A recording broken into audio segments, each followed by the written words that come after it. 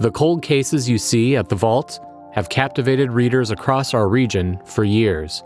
At the Vault podcast, our team of professional reporters takes you further into those stories with new interviews from family members, investigators, and experts. Check out The Vault at inforum.com/The Vault and subscribe to The Vault wherever you find your podcasts.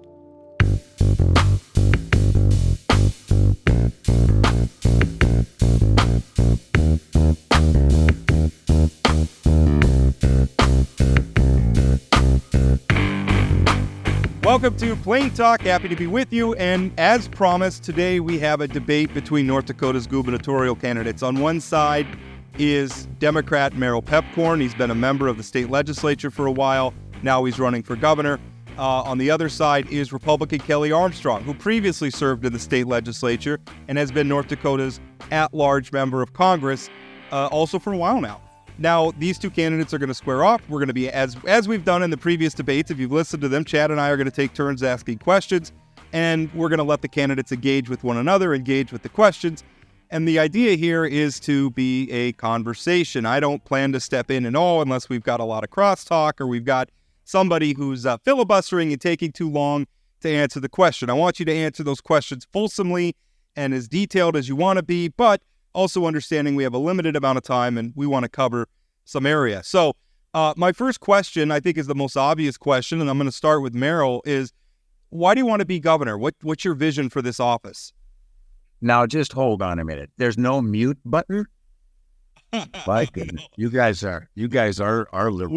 We're living on the edge. We're playing with fire here. No, unlike the president, I trust that unlike our presidential candidates, you two can get through this without shouting over one another.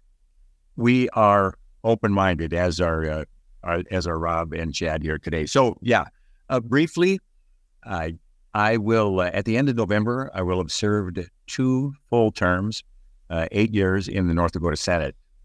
I was elected in 2016, and I believe that first session, the 2017, and maybe the 19 session too, Kelly was in the Senate, and he sat in the row above me and to my right. And so we did serve together in that capacity. Then he moved on. Well, at the end of these 8 years, I picked a great time to vacate that office and run for governor because my colleagues in District 44 in North Fargo, now downtown as well, are running unopposed. So there we go. I guess it's not job security I'm looking at here. But I was looking over the field, who have the Democrats, and of course in North Dakota, it's a Democratic nonpartisan league. I will shorten it to Dems here as the day progresses, but I always want to get that nonpartisan league a name in there. It's important to our party and to me personally. That's why I was attracted to the party. But I was looking over, well, who's been running for governor? Often it's a state legislator who a lot of people across North Dakota maybe don't know. And I'm looking at my history of involvement across the state, both in my radio job with Prairie Public. During each time, I traveled the state extensively, going to various conferences and events and getting to know people from all corners of the state. My Dakota Air radio show, which existed for 4 or 5 years. Every month we do a show in another town across North Dakota, perform it live, and then broadcast it on Prairie Public Radio, where we involved local community people and told the stories and the history and talked to people from that community. Really community building, in a sense, is what it was. And then my Radio Stars band, and then my work with the Messiah Lutheran Television Hour of Worship broadcast, which I do a lot of the announcements for it and such, and it's seen in many homes all across North Dakota. So that's just from the strategic point of view. A lot of people know me, and I thought that gave me an advantage right out of the chute, that people at least know who I am. And now during the course of this campaign, they'll get to know more about my politics, unless, of course, they've been following the legislator as well. But I just thought, what, right out of the chute here, I think I'm probably, hopefully, the best candidate that the Dem-NPLs could put out for governor. Kelly, same question to you. I love this place. I love everything about North Dakota. I've tried to leave twice. I moved to Virginia. I made it just over 9 months. I moved to Norway. I made it just over 9 months. For the last 6 years, I've been going to D.C. I thought representing North Dakota as the only voice in Congress was the best political job and greatest privilege in the world. Turns out it's only the second best political job. I'm really excited to come home and work with people that are more interested in solving problems than, some modicum of online DC social media fame. And I can tell you, as somebody who served in the legislature and served one session with Merrill and then served 6 years in DC, that if we wait for Washington, DC to solve the things we need to solve to take North Dakota into the 21st century, we'll be waiting till the 22nd century. So I'm really excited to come back, and I'm really excited to get back and work with people who have had dirt under their fingernails any time in their life. And I just think we're so lucky and blessed with everything in North Dakota, and we have a real opportunity to continue to grow this economy and grow our state and do it the way North Dakotans want it done. So I am really, really excited to come back and keep working for the people in North Dakota. My first question is, I'm actually sitting in the Dickinson Chamber office, so thank you to Connor Fong and his team for allowing me to do this. But one of the things we hear so often as we're going around the state is a real concern about workforce. If it's teachers, if it's nurses, if it's police officers, heck, if it's state's attorneys, we have a real issue with attracting the amount of workforce we need in North Dakota. So to you, Kelly, as governor, what would you do to work on? I mean, I don't think there's a silver bullet here, but what would you do to help with workforce issues? Our first thing, our best workforce recruitment tool is our higher ed system. That is just the case. I think there's lots of things. Going back to online hunter safety, Chad, up workforce, it gets more kids involved in hunting and fishing. And if you graduate from high school and you love to hunt, you might look at staying in North Dakota more. But there's different, like public safety, rising crime, all of those different things. We're compiling how many open law enforcement seats there are across North Dakota. Like, you want to talk about public safety, you need to have more cops on the streets. And the difference between recruiting cops and recruiting teachers and recruiting welders is different. And I don't have the silver bullet for all of that. But I think educating kids in the jobs that we need in North Dakota, letting them experience North Dakota, making sure they know that if they leave, they have an opportunity to come back, doing public-private partnerships for those high job needs. And then I think, like rural teaching and figuring some of those things out, we have to deal with housing. There are a lot of issues with rural housing. The first one is if you build a house that costs $280,000 and the minute you put it down in a small town in North Dakota, it's worth $170,000. Nobody will carry the paper on it. So you got to solve that problem. The state bank is working on a pilot project right now with Applied Digital and Ellendale. I think there are ways to expand that. You can't always do it necessarily with a corner business, because not all these communities that need housing have an Applied Digital or maybe a Marvin Doors or a dairy farm or some of the cool things we have coming in. But it's not just that we have a shortage of teaching, or a shortage of law enforcement or a shortage of nurses. You're not going to recruit and retain good people if you don't have healthcare, if your class size is 45 and your streets aren't safe. So I think you leave private, but I think when you're doing economic development and you're recruiting people to come into the state, you leave it up to them, but I think you need to be strategic about it.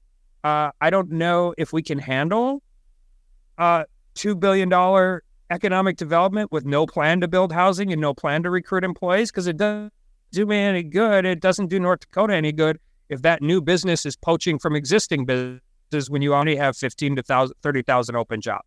So there are ways you can do things I haven't voted for in D.C. because I don't think they help North Dakota, and sometimes you have to be parochial. I think you can talk about student loans. You have to do that in a way where existing people don't feel like they're getting gypped. And for law enforcement, we have to really look at how we pay their pay, whether or not we can recruit. I mean, we treat law enforcement. There are a lot of law enforcement officers that like North Dakota, particularly over the last 4 or 5 years, where they haven't necessarily been treated as well as they have in other places in the country.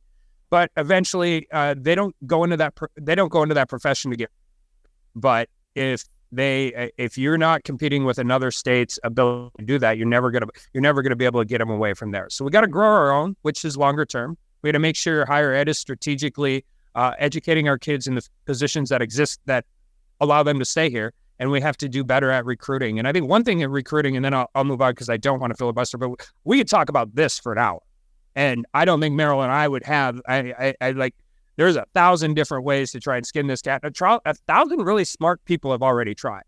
But I also think you just if you want to implement these types of programs and you want to grow your communities, particularly small towns, you have to concentrate on cops, teachers, nurses.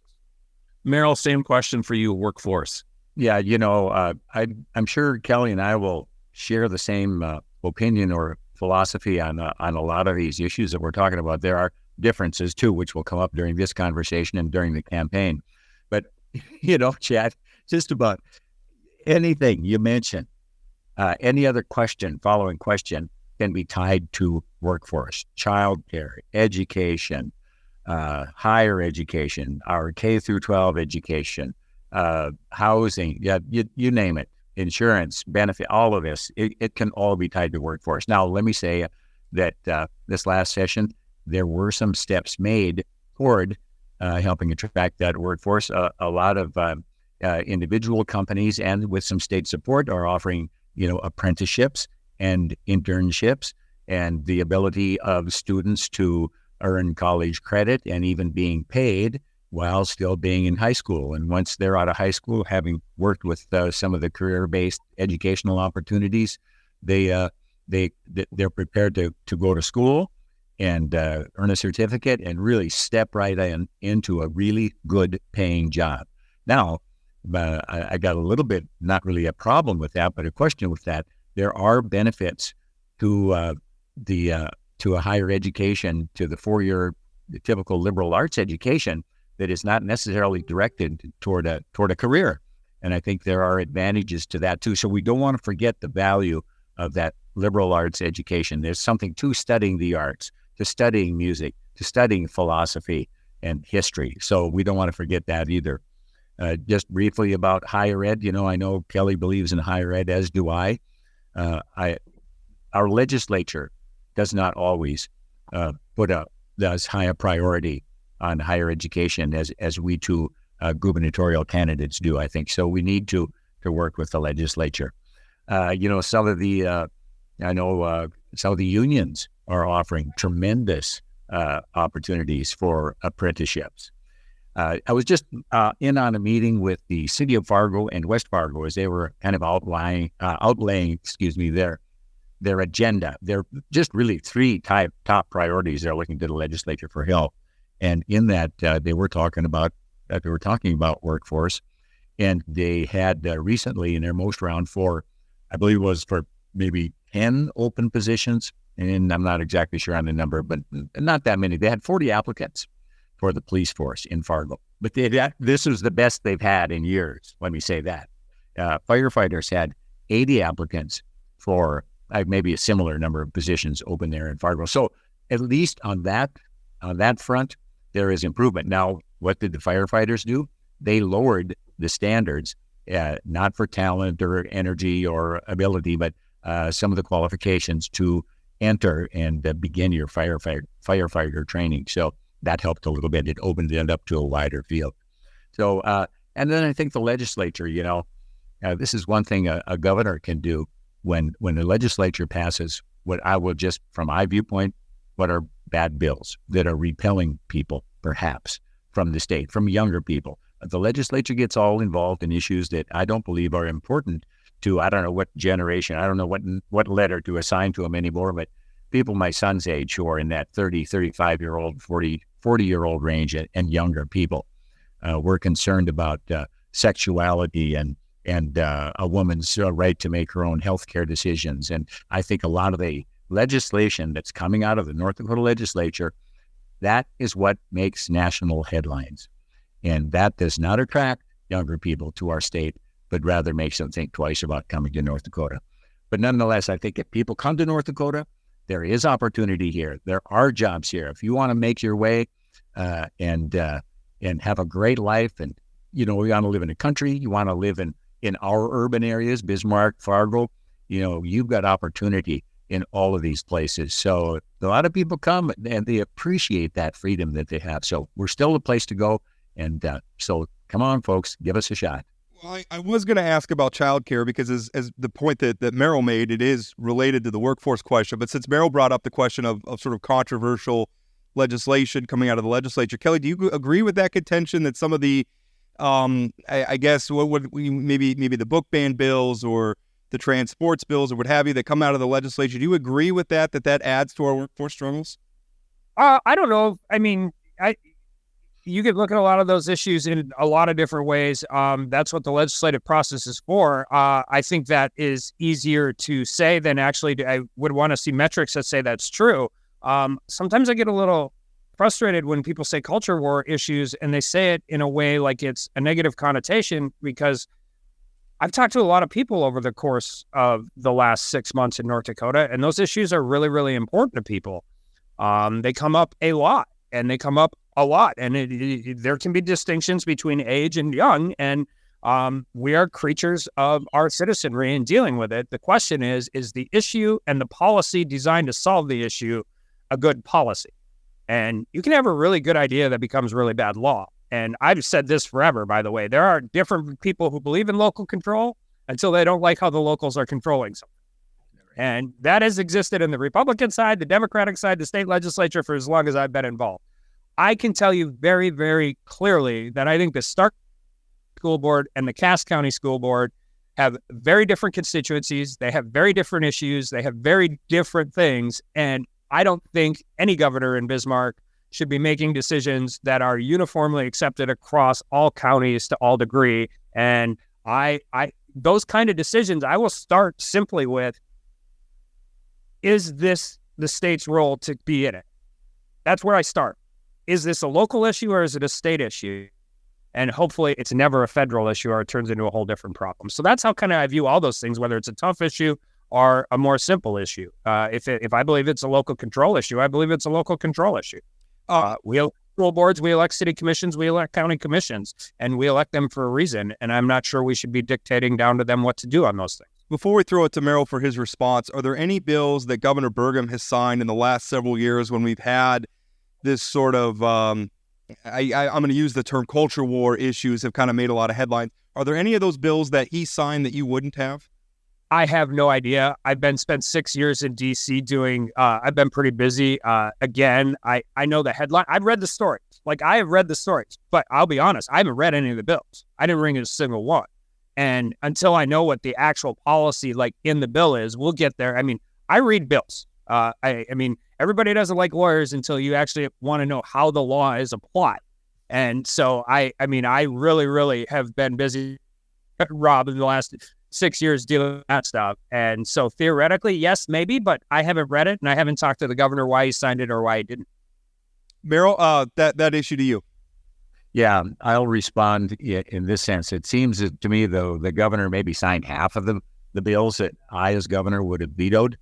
It seemed like he was playing politics. Can you give us some examples of what you would have vetoed? There were two. I believe there were two book banning bills. And again, okay, that's almost 2 years ago. So I'm not clear on the details. It comes up in the news once in a while. But say the book banning bill that passed. I would have, and it really isn't a book banning bill. That's just a handy handle to throw on it. But it puts some responsibility on the libraries and the librarians.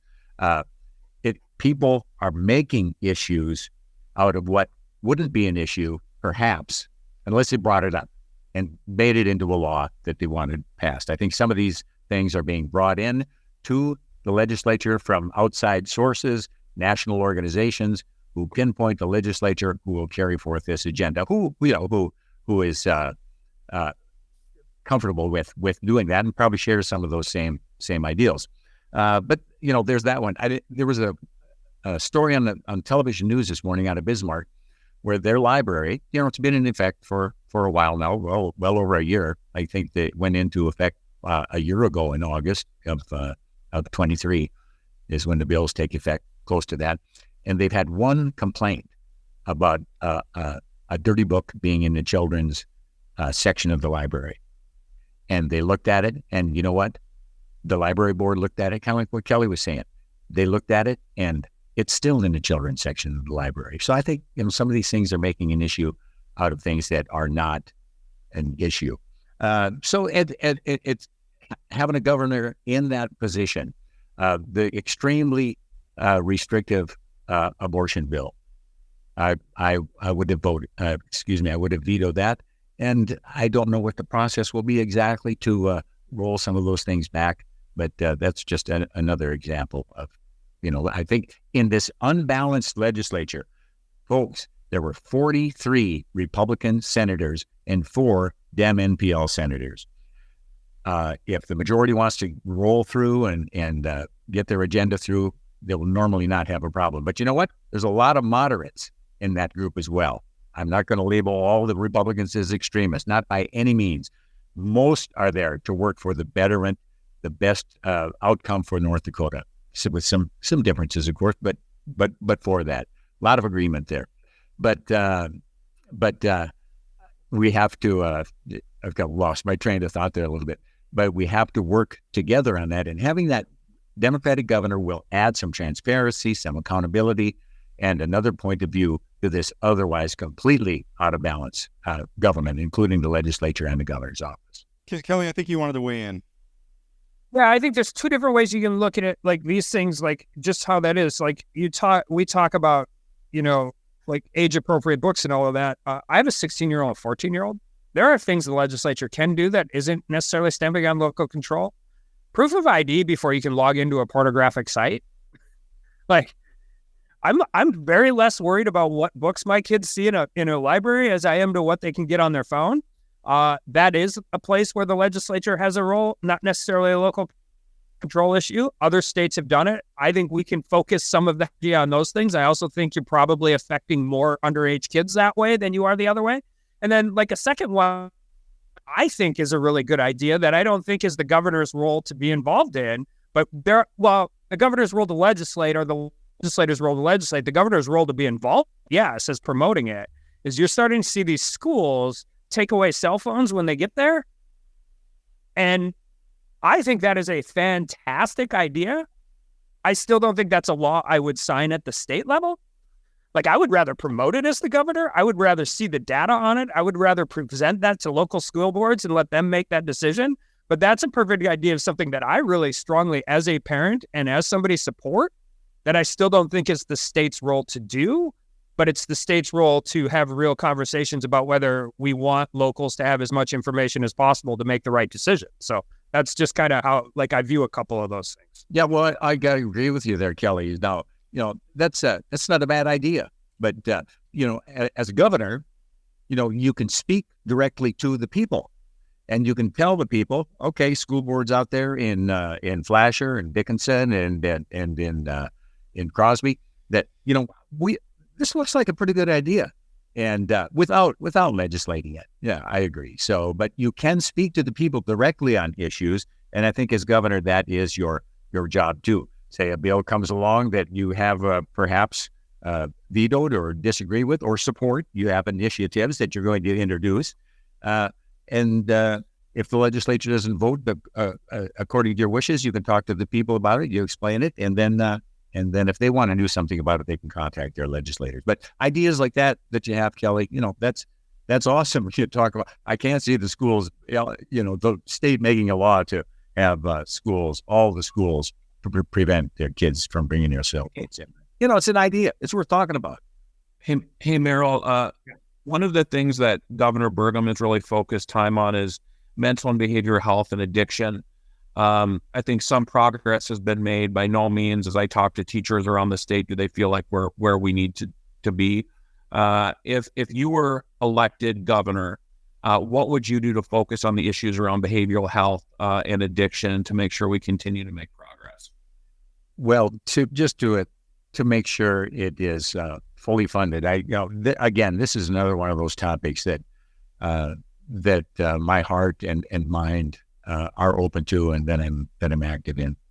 It's and especially the further west we get, where the population gets more spread out, the fewer resources we have, and the more difficult it is for people, including students, to access health care, mental health care, that is. So we're talking about budgets, and I know the current governor put out his plan for the budget which included 3% cut across the board. Well, that seems to be maybe somewhat short-sighted. Perhaps like redirecting where the money is spent is perhaps more wiser. We can make some cuts here, but then we have to invest in that. Again, I was just sitting in on the hour and a half City of Fargo meeting because I do represent the City of Fargo, North Fargo, and downtown until the end of November. And they've got the Downtown Engagement Center. Well, again, I don't, like Kelly mentions on a different issue, I do not have the data here in front of me, but I don't think I need the data to know that a lot of the homeless or unhoused is a popular term now. Those situations result from either mental illness, which often is connected to alcoholism and drug addiction. So you just cannot give up. You don't give up. You say they're hopeless. There's nothing we can do about it. We got to kick them out. We got to move them on to another town, whatever it is, just get them out of sight. That's not going to happen. We have to get together working the state. But what's the state's role in that? I'm not come riding in on a white horse going, well, here's how we're going to solve this problem. Who's working on it now? What cities, what towns, the mental health experts, the people in school, the counselors? What are we going to get together and do the hard work of getting together and coming out with something that at least has a chance of working? We cannot give up on the people, and especially our youth. Kelly, mental behavioral health, addiction, all those issues during an Armstrong administration. I'm really proud of how North Dakota has gotten to where they're at. Free through recovery, community connect. We've trained 1,200 peer-to-peer counselors, which has to be a part of that conversation because there aren't enough people in school nationwide to fill the open addiction-related and social work-related positions that exist nationwide. I will also tell you, if I'm blessed to win and I'm blessed to win re-election 8 years from now, we will still need more work.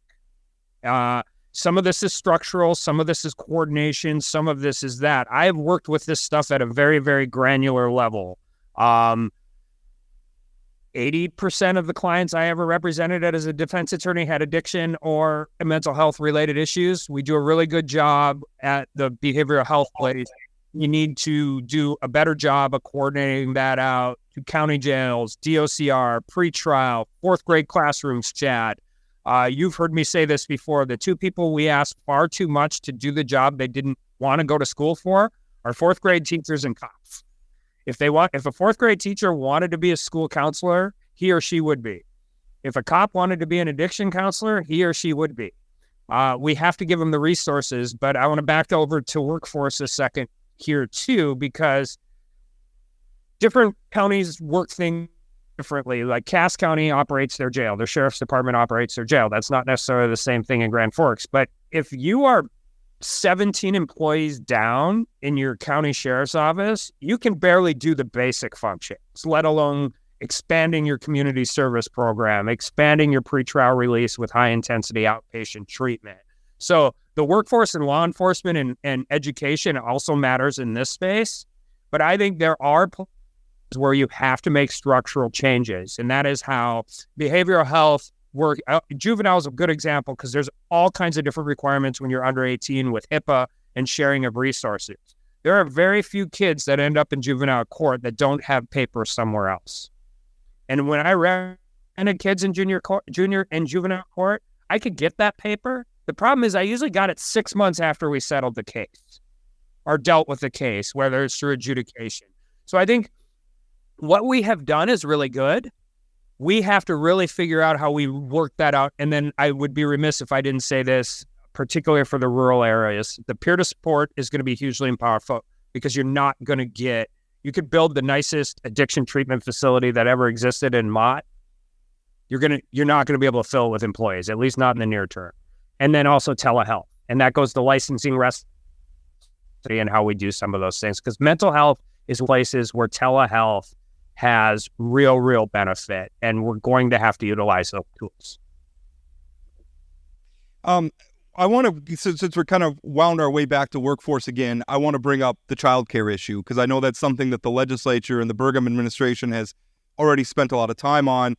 I don't know that we're, like many of these issues, there's still a lot of work to do. But Merrill, talk a little bit about that, because I think the two will go hand in hand, because for a lot of North Dakotans, their ability to work or the decisions that they can make about their careers, even if it's not even maybe the most basic one, will I have a job or will I not have a job and stay home with my kids?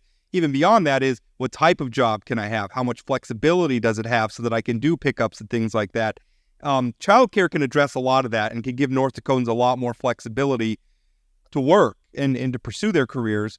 So how do we address the childcare shortage in North Dakota beyond what we've already done? Now, that was to me, right, Rob? Yes, that was you, Merrill. Yeah. Okay. Nothing's easy, but there are two ways to, at least these two ways. You either help the childcare providers directly, or you help the parents directly, or perhaps you help businesses that are choosing to offer childcare. For example, I think the state capitol building is a great example. There's seems to be always room there, but why not have a childcare facility right in the building for people who work there? Price TBD, to be determined, but make it affordable. I think this is another one of those workforce recruitment things. We have to, if we can offer something to working people who want to come to work, who have families, who make childcare affordable, then let's do it.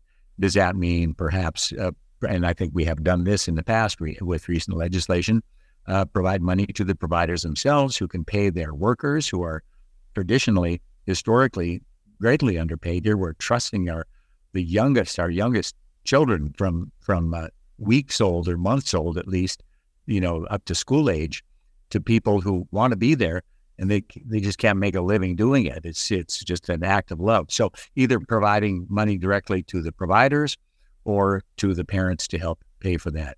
But some businesses are doing that on their own too, and I'd encourage that. But then they have to suck that up as an expense or find out some way to make up their money and their profits too, to provide childcare for their workers. But yeah, it's a big thing, and we can have an active role in it. Kelly, same question to you. So I know they put some money in and they did a bunch of these things. I think there's some real structural things that we can do right away that at least make it easier. Because we're talking about childcare as a workforce issue. I would argue there's a childcare workforce issue as well. You build a childcare facility. If you don't have the people to work there, you don't have a childcare facility. I've toured them from everywhere from Watford City to Leeds, North Dakota. Turnaround background checks quicker. That has to happen. I mean, you're talking these $16 to $25 an hour jobs that takes anywhere from 4 to 6 weeks to get a background check turned around. I can guarantee you in every community where that job is open, there's another job open in the same rate that you don't have to wait that long. Things I'm really interested in, and I don't have an opinion on it yet, but I'm optimistically curious, is when they had this teacher recruitment and retention report that came out as far as childcare in schools, particularly in some rural schools that don't have childcare. And I think that from our side, we have to go look at what is the code and the regulatory regime around childcare to make sure that we make it as flexible as possible. One of the weird, perverse things that happens in North Dakota is the smaller your community, the more likely you are to accept the uniform fire code, because your volunteer fireman owns the hardware store, also serves on the city commission, probably on the township board as well. And he's not going through the fire code and saying, this is the parts we agree with. Well, existing structures that could be used to house childcare will almost, if they were built before 1995, there is almost zero chance they will qualify for whatever our childcare code and uniform commercial code is. So I think there are real ways you can go back and look at that. But I think you can incentivize it, you can help build it, you can do all of that. But if you don't make it easier to hire people and retain people, you're going to have the workforce issue on that side too. So I think you have to get creative with that stuff. If you can do it in the K through 12, or if you can do it in a small community school, and that is an offer that you can offer as a service to recruit a teacher, I think you might be able to kill two birds with one stone, so to speak. But I think you're going to have to make sure the regulation allows them to do it. Let me add this too, that, this this is one of those large kind of sea change type things. This isn't the way childcare was in the past. And there was in the past where maybe a parent was home, well, it's been a couple of generations maybe where the man he worked off of the woman, stayed at home, raised the children, took care of the home front. That isn't the way it is anymore. And it would be, someone once said that, the ideal thing is if you can have grandma watch the granddaughter and grandpa watch the grandson, that's the ideal thing. That is nice. And that can happen. I have one of my best friends I've been working with for 50 years since college, is retired. He lives in the cities and he has 3 daughters with a total of 7 kids. And he's busy grandparenting those kids all the time, one family or another. And that is fantastic for the kids. But they still need daycare. And that's just the way it is. And one of those families is considering, they offered this to her parents, or to his parents. His daughter is married. They offered this deal to his parents. You move to St. Paul, we'll pay your rent. If you'll watch our kids, if you'll move to our town, we'll pay your expenses to live here to watch our kids. That's how expensive the child care is. But the fact that life has changed.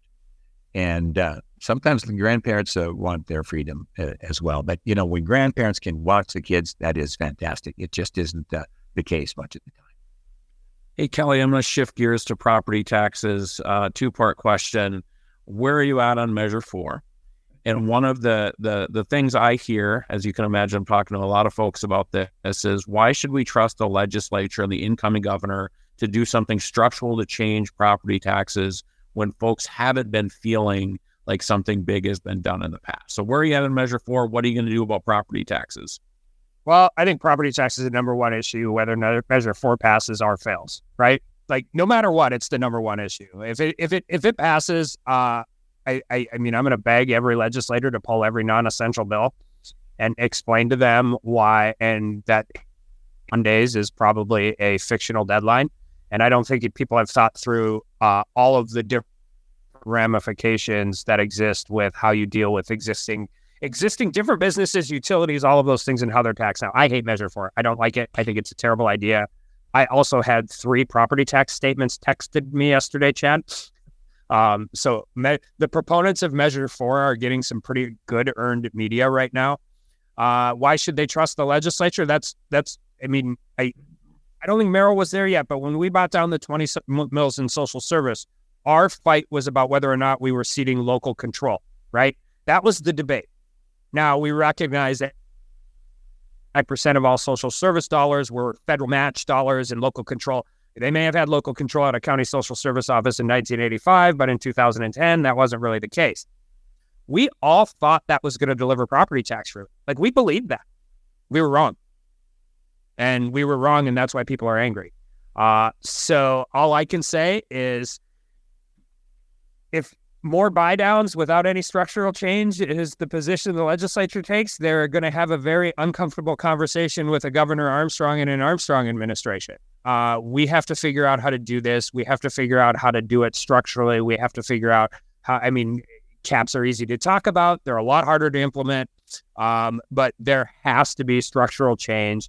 And I think I have met with city commissioners, county commissioners, school board members, school superintendents, legislators over the last 5 months, because it has to be the number one issue, and it has to get delivered to the North Dakota citizenry. Because I don't think, if we don't do it, I think the answer is political preservation. Maybe that's a callous answer, but boy, I don't think they're waiting 12 years time to bring it again if we don't deliver actual real results. And people who would have never voted for this measure at any other time are going to vote for it this November. And there is a reason for that. And we have to engage in this. We buy down 40% of the states, on average, 40% of the property tax across the state. We're good at buy down. We're just not good at lowering property taxes. So we have to be better. Merrill? Yeah. Kelly, wouldn't it be a drag to, for whoever's the elected governor, that your main job, and of course you never know what awaits you. Some people become president and a world war breaks out. Okay, they didn't want to be president during a world war necessarily, but to have that be your primary focus of your administration. Your job, your number one job, is what are we going to do with this property tax that is now disappearing, and it turns out to be the state's obligation. Boy, that would be a task. But I will also agree that, I had a call a couple of days ago from, your hometown of Dickinson, where I think most of the people there got a real hefty raise on their property tax. I know an individual who has a business on the edge of town. I think maybe a few to several years ago, it was not in town. It is now, but it is a business. And she had a 65% 65% raise in her property tax. This is a very level-headed person, good citizen, hard worker, owns a business. Her employees got a 30 to 35% increase in their property tax. And she said, I'm not for this measure, but if it was voted on today, I might vote for it. But you mentioned this early on when you were talking about it, Kelly, that you never know. All the groups, North Dakota United, Farmers Union, the counties, the cities, the townships, all these associations, are the chambers of commerce, they're all coming out against it. But you know what? Most of the people in North Dakota are not members of these organizations. And that doesn't make so much difference. So maybe no matter what you say, it could be tough. But on the other hand, if it does not pass, which we hope it doesn't, I like the word structural. Yes, Kelly, something structural has to happen in order to relieve the burden on the property owners. Lots of ideas, almost countless ideas out there. Some of them are far-fetched. Some of them are more reality-based. There's talk of this $500 tax credit that the primary residential owners got last session, to make that $1,000 and make it permanent. Well, okay. Is that structural? I don't think really that's what we're talking about there. The state has several accounts. We have not just a 10-point-something billion dollars in a legacy fund.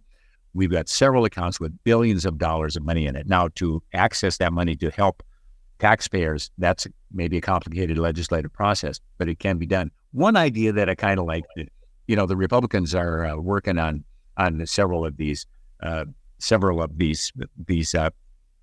possibilities. Several bills have been proposed, and one of them involves the state coming in, paying the school district's obligation towards expenses to the tune of, might be in the several, maybe hundreds of millions, maybe $1 billion, thereby reducing drastically the need for the school districts to raise their mill levy or bring certain bond issues to the vote. It's the school districts that are the primary source of the higher property taxes.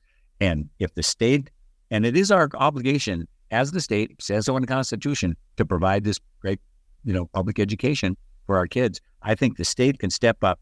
I don't think it's necessarily by using legacy fund money, but perhaps some using that for public education and reducing, if you can't mandate schools, nobody likes that word mandate, but or force, but encouraging them and making it almost impossible for them to have those bond issues, to have to ask for more money for their property taxes. So I think the state can step up, fund more of that public education, and in that way reduce the tax burden on property owners.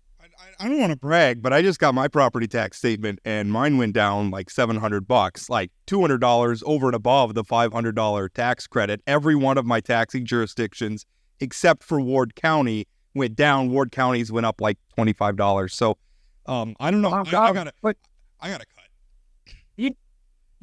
But I mean, like Minot and Bismarck ended up normally kind of in place, but Bismarck did too. Yeah.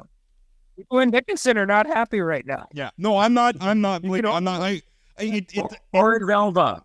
It does seem like some of our friends in local government are trying to help Measure 4 pass. Anyway, let's move on. Kelly, the question that I kind of want to start with you, because we've had a lot of time. Obviously, we've had Republican control in North Dakota for a long time. I mean, just supermajorities. And we've had a lot of news items of late. Former Senator Holmberg being convicted. State Representative Jason Doctor being convicted. We've had the email situation in the Attorney General's office where you have a staffer who came along and basically said, "Hey, quick, let's delete all these emails before anybody can put an open records request in for them." Is there a situation where Republicans have to rebuild some trust with the North Dakota Republic? Because I'm starting to hear, and honestly, it hasn't shown up in the ballot box yet, but I mean, just the tone that I'm hearing from some people, and maybe this is just part of the larger sort of shift in politics we're seeing, but I hear people talking about North Dakota's government in ways that they haven't in the past, with the level of mistrust that they haven't in the past. Are there some fences that Republicans need to mend, or some work that they need to do in terms of accountability or transparency to renew that trust with the public? Is it me? Yeah. Oh, sorry, I didn't really... Thanks for asking, Kelly. I wasn't sure either. Yeah, I mean, I think when you're in politics, you all to build trust with the public, like 100% of the time. And I think it's a unique when you're in partisan politics. I get asked questions all the time about other Republicans or other members of Congress, right?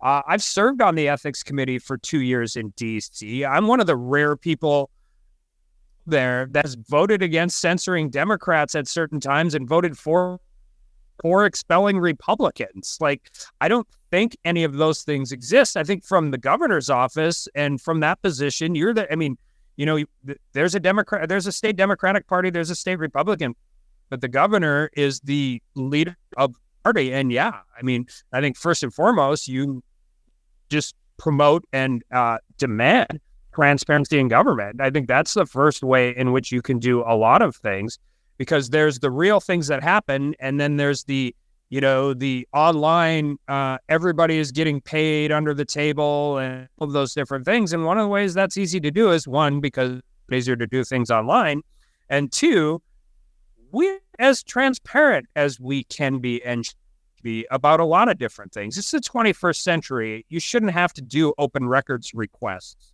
for information that should be basically available on a website. But I think you call out bad behavior when you see it. And it doesn't matter if it's a Democrat or a Republican. An unfortunate side, and maybe this more too much in the congressional side, because that's where I've been, we're all really getting fingers at the other side and then not doing it on our side. And I think the easiest way to do that is, I mean, we had a Republican majority kick out a Republican member of Congress. And that was a worthy endeavor, and it should have happened that way. I think there are some things we can learn from how, like, I'm not saying there's a lot of things that Congress as well, outside of being slow sometimes and some of those issues, the way it's the only truly bipartisan committee in Congress, which has equal members, that requires a majority. And there are ways to do that, but I think it starts from the top. I think I have the longest financial disclosure in DC. And I try and be open and transparent about everything we do and don't do. I've had too many other things in my life. And yeah, you just hold people accountable. And when somebody asks you a question, you answer it, and don't hide under your desk trying to avoid it. Kelly, you mentioned, before we go on to Merrill, you mentioned a couple of examples of ways, we could be more transparent than we are, maybe putting some more information on the internet. Can you cite some examples? It says the member of the media who is salivating a little bit at the idea of more information being online. With $10 billion in assets, state bank, $7 billion in Common Schools Trust Fund, $10 billion in the Legacy Fund. There are real structural reasons why you don't disclose information for certain businesses early on in the process, but there are a lot of places where you can be a lot more technologically advanced in how you're displaying the information. Now, the counter to that, Rob, would be, hiding one piece of paper in 10,000 pieces of paper. That used to happen to me as a defense attorney, right? I've gotten the 2,000-page PDF in response to my open records request, and the most interesting thing is on the last page. But it's easier to say, well, then giddy up. Yeah.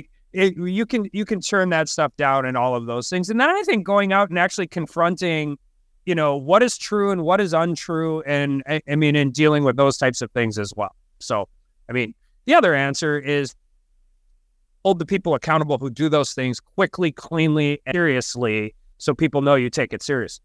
Merrill, you're not a Republican. I know my question was kind of focused on Republicans, but just in general, we are living in an era where increasingly, for all sorts of reasons, it seems like Americans and North Dakotans are losing faith in some of their institutions. How, as a leader, the leader, if you were to be elected, the leader of North Dakota's government, how do you rebuild trust? How do you make the government more transparent, more accountable? Well, I think that's one role that having Merrill Piepkorn, the Democratic Nonpartisan League governor, would just automatically lead to some of that situation right now with the supermajority in the legislature with 30 years or thereabouts of Republican governors and along with the majority. It's just led to an environment of entitlement. It seems to me like more than anything else that we don't have to be accountable. It just hasn't been necessary. And so then when somebody does kind of question it and wonder what's going on, they kind of go, well, what now? Why now? This hasn't been the case before. So I think, having this Merrill as the Dem-NPL governor will instantly add to some transparency and accountability just because of the nature of the body. Now, talk about Republicans, Democrats, independents, libertarians. No one party, no one person is better than the other. I think there's probably more headlines right now in the Republican Party because there are 5 times as many of them as there are Dem-NPLers in state government. So that, that's one thing. And I spend a little time. I'm neither extremely religious nor spiritual, but I give it a shot and do the best I can, but I do some readings. And this thing that we're talking about here in government applies in each of our personal lives as well. It's easy for me to point out the faults and in someone else and point out the differences in someone else compared to me. And it's my job as a person to overlook that, accept that person for who they are. So that what I'm getting at is that, it's easy for us to point to the Republicans right now, but I'll tell you, because there's more of them and they're in the headlines, and it is some of that behavior is just unacceptable. Hold them accountable. But they've been such a majority, I think that they just feel they're entitled, and they maybe don't even give it a second thought. One quick example of that, and I have the highest respect for Rich Wardner. I could walk into his office as a Senate leader. If I'd be out talking to Renee in the outer office, he'd see me out there and say, "Hey, Merrill, hey, what are you thinking about? Come on in." But when they were working on Operation Prairie Dog a couple sessions ago, he came out of a room. We were during the interim, came out of the room with about 5 or 6 other Republican senators. And I go, "Hey, what have you guys been doing?" He goes, "We're going to announce the Prairie Dog bill." We're, dispersing oil money to different non-oil producing counties. And I went, well, geez, that'd be fun. I'd like to have been on that conversation. Just, what are we going to do with it? How's it going to work? And he goes, well, Merrill, just the fact is we didn't need you. And that in no way was that meant to demean me or disrespect me or anything.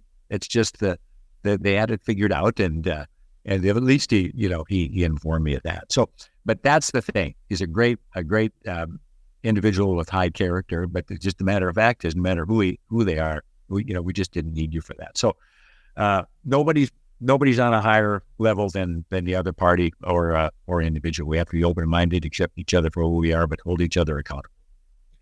Hey, Kelly, we had another school shooting down in Georgia this week, and one of the sort of constants we hear often at these things is, I can't believe it happened here. North Dakota has been very fortunate that we have not had to deal with this. But as somebody who, like me, your kids go to school here in North Dakota, is there any role for the state in trying to figure this out? Because I don't want to be that guy who's like, it's only a matter of time, but it feels like it's only a matter of time. And that scares the hell out of me as a dad. Well, a little closer to home, there was a lockdown in the Stark County Courthouse yesterday. Right. Well, and there's been bomb threats at Fargo South, right? And really closer to home to me, everybody who works in that building. I spent 10 years working with everybody in that building. I was a pretty inattentive meeting member yesterday afternoon, texting people, trying to figure out what was going on. My former office administrator is now the administrator of the Stark County State Security's office. So like, I have deep, deep emotion. Yes, there's a role for the state. There's a role to figure out what the resources are, where you do some of these things, how you do it. It's different. You do it in Mott than how you do it in Fargo. I think school resource officers are hugely important. I think they're not just important, by the way, for security of a school in what we go up to. We talk about in the massively like terrible environment that exists. There are bad divorces in every community. Everyone right now, there is not a community in North Dakota that doesn't have a bad divorce with a kid in one of those schools. In dealing with those things and what can happen in some of those scenarios is everything else. So I think school resource officers in the places we can do it, resources for safety, resources for a lot of those different issues is how you do it. But and providing that stuff. But again, and it's not always hugely popular, but school boards have to determine what's best for them, and then they have to determine what the resources are for them. And then if they need the state's help, they should ask us for it. But,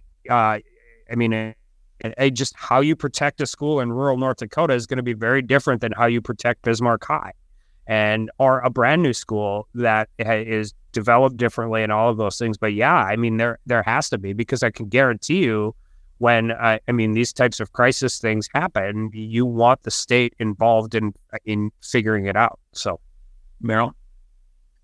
Yeah, there was talk of it. I don't know if it was just talk or if a bill was actually introduced to either allow or require a teacher in that school to be armed.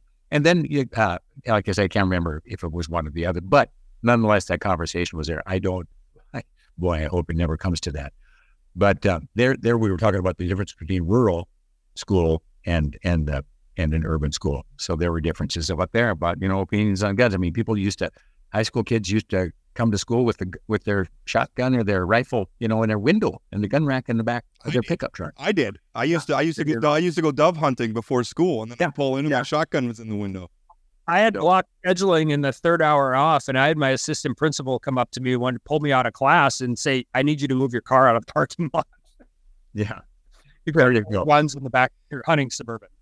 At any rate, then you talk about the general access to firearms in general.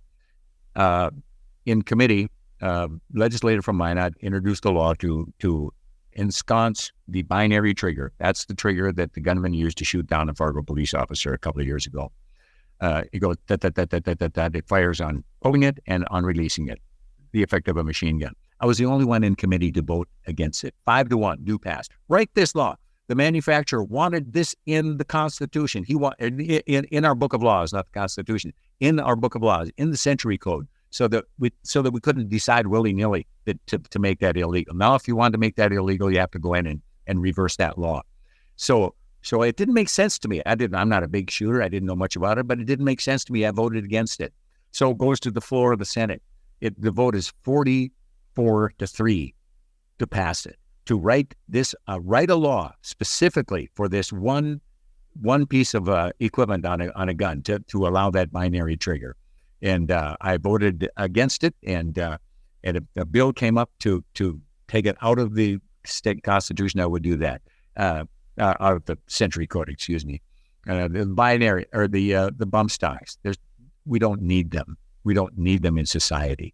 So, but now how does that relate to the school shootings? We have to have safety. It doesn't bother me if I have to ring a bell and there's a camera out there and they see who was out there at the door and you sign in when you come in. It's different than the way it used to be, and we just need to increase our security. Thank God for our teachers who are there and work under some very adverse conditions as well. We could go on and on, but that'll do it for now. Well, the candidates promised us an hour. We are now at almost exactly an hour. So I want to thank both of you for coming on. It was a good conversation. I really appreciate it. Looking forward to seeing how the rest of the election cycle plays out. Okay, and I'll let Kelly talk here in a minute. I do want to warn Kelly that we have our big secret campaign weapon coming up. It's Daisy for First Dog. And people love her. She's a heartwarmer. So just be ready for that. Do your Oppo research on Daisy the First Dog and see how important that is. But in the meantime, this was a nice way to get our campaign series going. We have 3 more coming up, and thank you, Rob and Chad. It's quite pleasant. Merrill, I have 3 rules in life. Don't own a minivan, a foo-foo dog, or a pontoon. And it isn't because you won't like any of them. It's because once you have, if I had a foo-foo dog for 2 days, I would never get rid of it. I'd love it forever. Oh, no, be careful now. Dace is going to take exception to being a foo-foo dog. She's tough. He's a foo-foo dog. I fell for the foo-foo dog a long time ago. I have Molly, who sleeps right next to me every night in bed. Whines when I can't, because she's too old to jump up on the bed anymore. So, yeah, foo-foo dogs are forever. Yeah. Fine. I love them. I like that. I want one because if I had one for 48 hours, I wouldn't let anybody take it away from me ever again. So. You got it. Well, a turn into a discussion of foo-foo dogs is not what I was expecting, but right. let's debate. But gentlemen, thank you so much. Appreciate it. We'll put an end to it there.